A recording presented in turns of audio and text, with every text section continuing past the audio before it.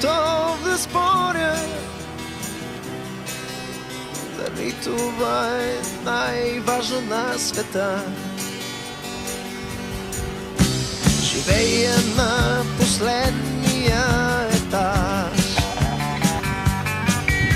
в една мансарда точно под звездите. Прозореца е моята врата и аз вървя към тях и ги разпитвам дали след време тука под звездите